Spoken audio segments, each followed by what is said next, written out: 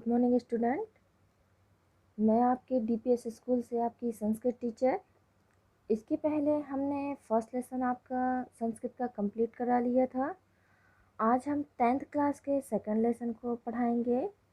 तो स्टार्ट करते हैं आपके सेकंड लेसन को, जिसका नाम है न्यग्रोध वृक्षः, बरगद का पेड़।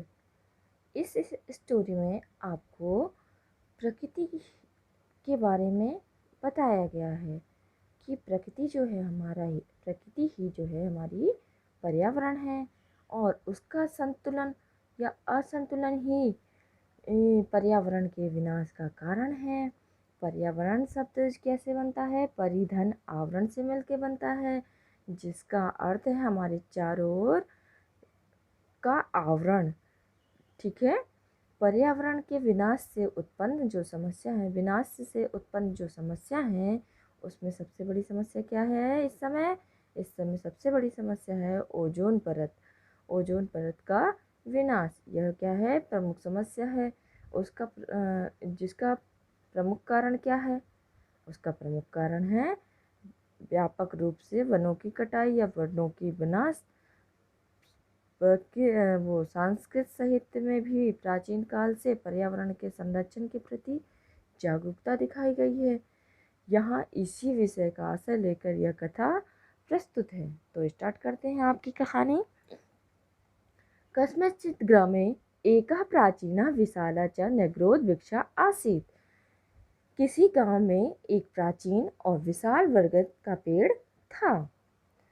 स पशु पक्षिभ्यः बहुविधेभ्यः जीवजन्तुभ्यः मनुष्यभ्यः अपि नित्यं बहु प्रकारकः आसीत्। तो वह वृक्ष जो था, पशु पक्षी अनेक प्रकार के जीव जंतु मनुष्य के लिए भी हमेशा बहुत उपकार करने वाला था। पथिका तस्य वृक्षस्य छायायां पाथेयं भक्षित्वा मार्गायासं परिहरन्ति स्म।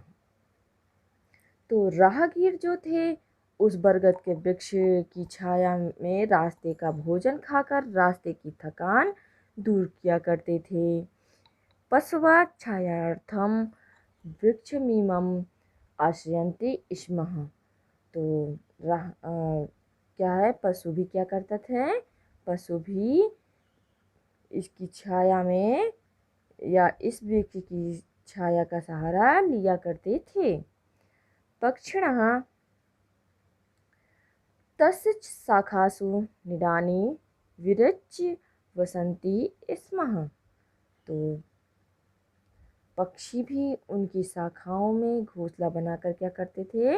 रहते थे। सर्पाश्च तत्रेषु वाल्मीकिषु वासं कुर्वन्ति स्म। और सांप भी उनके बिल में वास करते थे।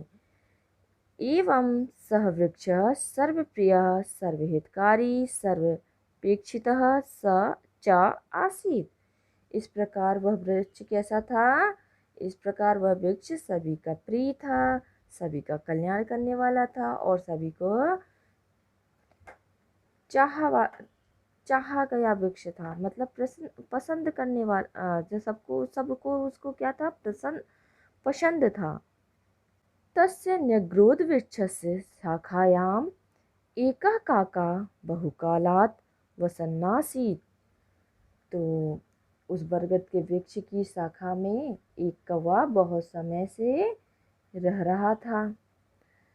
कस्मिंश्चित् दिने स वायशः किमपि स्मरन् इतस्ततः दृष्ट्वा एवं उच्चैः अरटत्, हे बन्धव श्रूयन्तं मे वचः। तो एक दिन वह कौवा क्या किया? उसने कुछ याद करते, कुछ सोचते हुए, इधर उधर देखते हुए इस प्रकार जोर से चिल्लाया, हे भाइयों मेरी बातों को सुनो।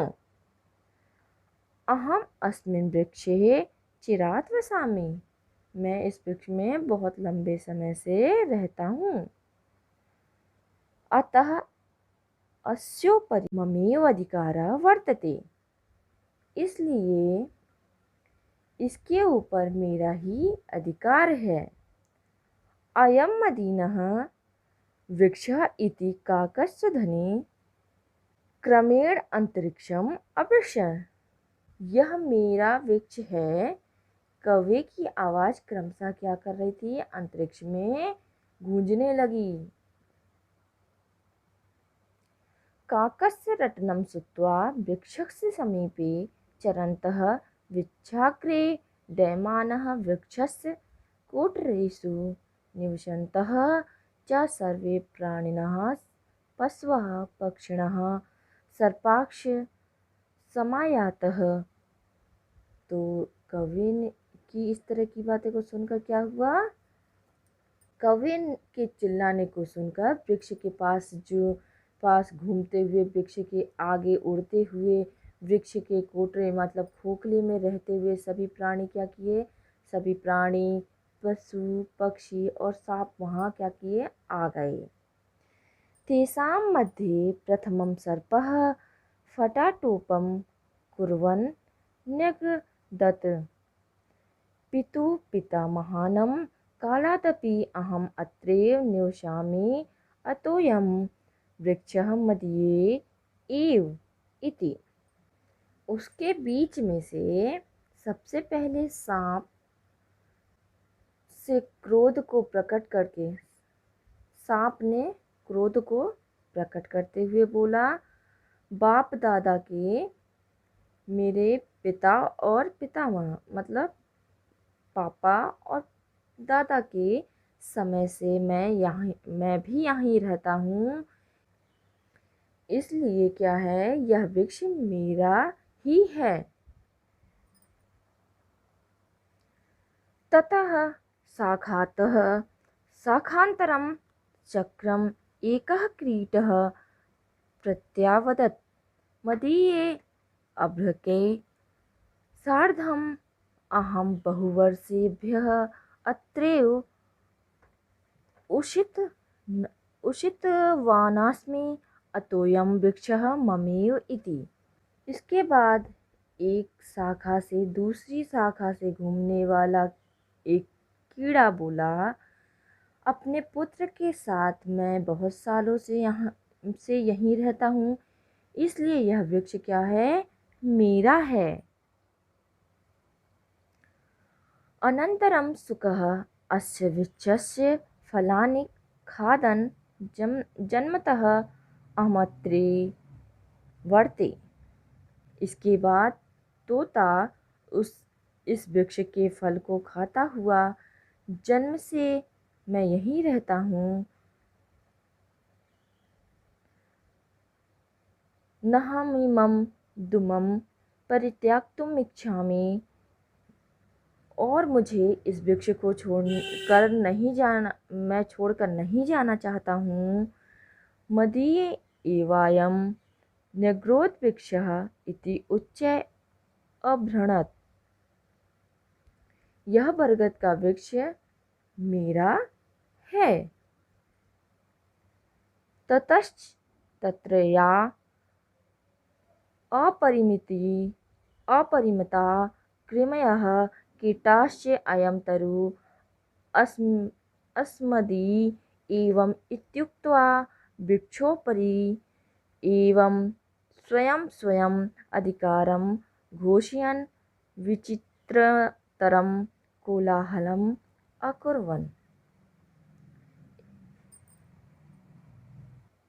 उसके बाद वहाँ के असंख्य कीड़े और मकोड़े यह वृक्ष मेरा ही है ऐसा कहकर वृक्ष के ऊपर अपना अपना अधिकार घोषित करते हुए विचित्र प्रकार का कोलाहल या शोर करने लगे। अत्रांतरे कश्चित् अजापुत्रः तत्रागतः। इसके पश्चात कोई बकरी का बच्चा वहाँ आया। सोपि तस्य तरो पत्राणि खादन् नंदती स्म। वह भी उस वृक्ष के पत्तों को खाता हुआ प्रसन्न हो रहा था। तां दृष्ट्वा सर्वे प्राणिनः न्यायनिर्णयं कर्तुं तं प्रार्थयन्तः।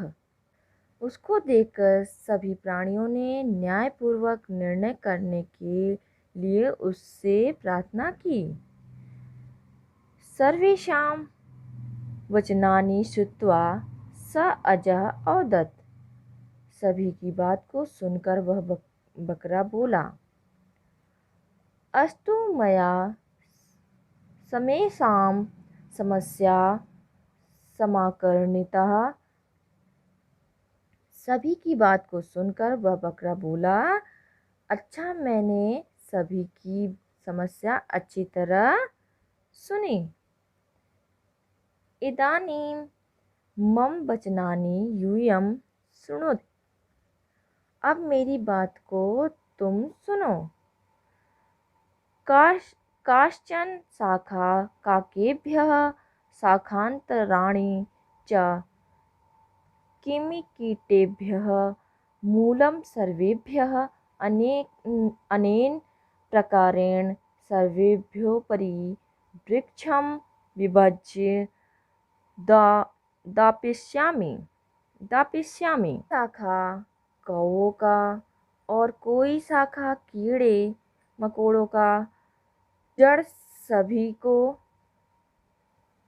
इस प्रकार सभी को वृक्ष को बांटकर दिलवाऊंगा। कोई शाखा कौओं का और कोई शाखा कीड़े मकोड़ों का, जड़ सभी को। इस प्रकार सभी को वृक्ष को बांटकर दिलवाऊंगा।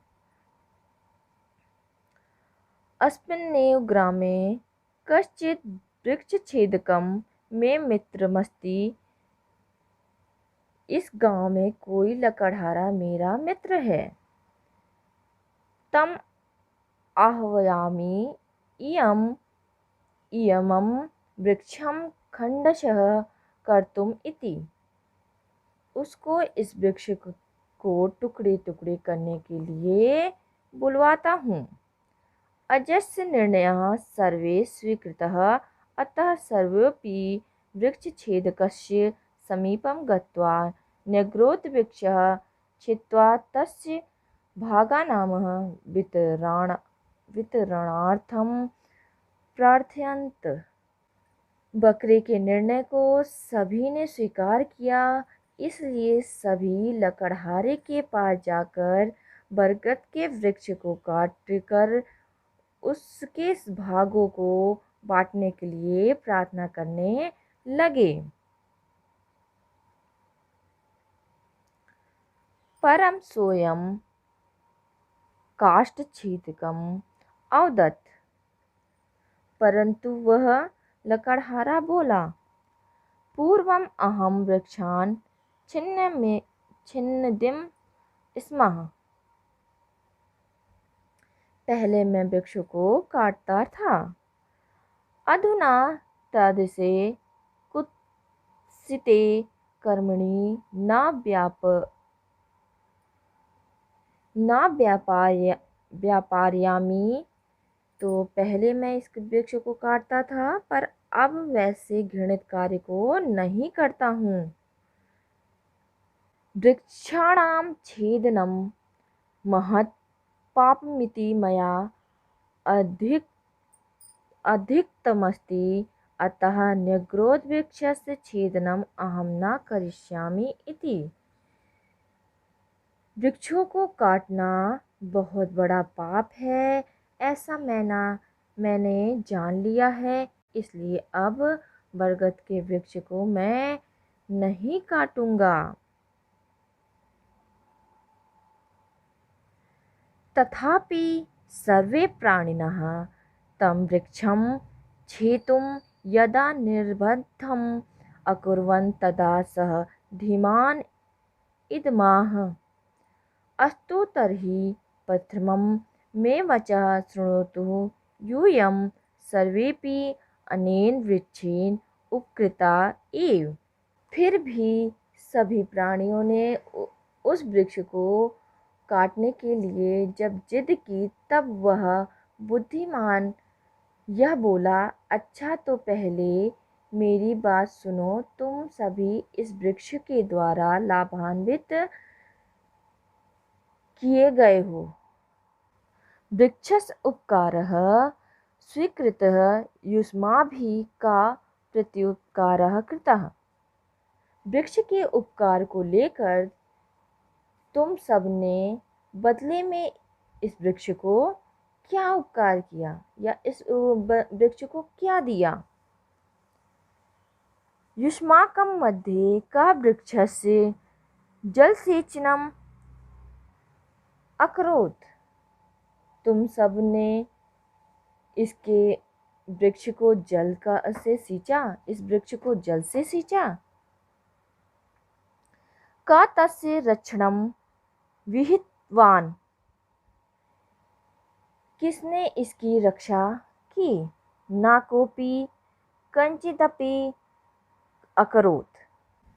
किसी ने भी कुछ भी नहीं किया। वरुण देव वृष्टिम वर्षन्ति। वरुण भगवान जो है वर्षा करते हैं। सूर्यदेव प्रकाशम प्रयच्छति। सूर्य भगवान प्रकाश देते हैं। भूमाता वृक्षस आधारभूता अस्ति। धरती माता जो है वृक्ष की आधारभूत है। वायुम अनिलम ददाति। वायु जो है हवा देती है। ते सर्वे वृक्षम पालयन्ति पोषयन्ति रक्षन्ति च। ये सभी वृक्ष को पालते हैं, पोषण करते हैं और रक्षा करते हैं। ते न कदापि मम अधिकारा वर्तते इति औदन। उन सब ने कभी भी मेरा अधिकार है ऐसा नहीं कहा। ते सर्वे परोपकारिणः। वे सभी क्या है, परोपकारी हैं। परम यूयम सर्वे परोपकारिणः वृक्षस्य सहायं स्वीकृत तमेव नासितुम्। तो कृतसंकल्पः यूयं स्वाश्रमेव नास्यत्। परंतु तुम सब दूसरों का अपकार करने वाले हो, दूसरों का बुरा करने वाले हो। वृक्ष की सहायता को लेकर उसी को वृक्ष से सहायता लिया, फिर उसी को क्या कर रहे हो, नष्ट करने का निश्चय कर रहे हो या नष्ट करने के लिए सोच रहे हो। यस्मिन् वृक्षे छिन्ने सति यूयं कुत्र गमिष्यत्। तुम सब अपने आश्रय को ही नष्ट कर रहे हो। इस वृक्ष के क्या है, नष्ट वृक्ष के कट जाने पर तुम सब कहाँ जाओगे। सर्वमिदं श्रुत्वा पशु पक्षिणः आम सत्यम। यह सब सुनकर पशु पक्षी हाँ सच है। वयम स्वकर्तव्यम विस्मृत्य अधिकारार्थम कोलाहलम कुर्मः। हम सब अपने कर्तव्य को भूल गए या भूलकर अपने अधिकार के लिए शोर कर रहे थे, कोलाहल मचा रहे थे। वृक्षः प्रकृतिदत्तः वरम अस्ति। वृक्ष जो है वो प्रकृति के द्वारा दिया गया क्या है, वरदान है। स न कस्यापि एकस्य संपत् भवितुमर्हति। तो ये क्या है, वह किसी भी एक की संपत्ति नहीं हो सकती। अस्माभिः सर्वे मिलित्वा वृक्षस्य संरक्षणं संवर्धनं समारोहणं च कर्तव्यम। तो हम सब का क्या है, हम सबको मिलकर वृक्ष की रक्षा करनी चाहिए, उसको बढ़ावा देना चाहिए, तथा वृक्ष को लगाना चाहिए, ना कि उसका विनाश करना चाहिए।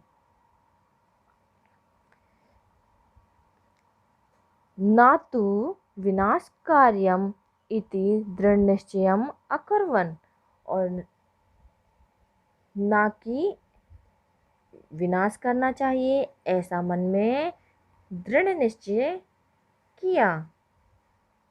अस्माभिः मानवे अपि वृक्ष संपत् वर्धनीया ननु, निश्चय रूप से हम सभी मनुष्य को क्या करना चाहिए, निश्चय रूप से हम सभी मनुष्य को भी वृक्ष रूपी संपत्ति बढ़ाना चाहिए। तो स्टूडेंट, आपका सेकंड लेसन समाप्त हुआ। हम आपसे अगली वीडियो में आपके क्वेश्चन आंसर के साथ मिलते हैं। धन्यवाद।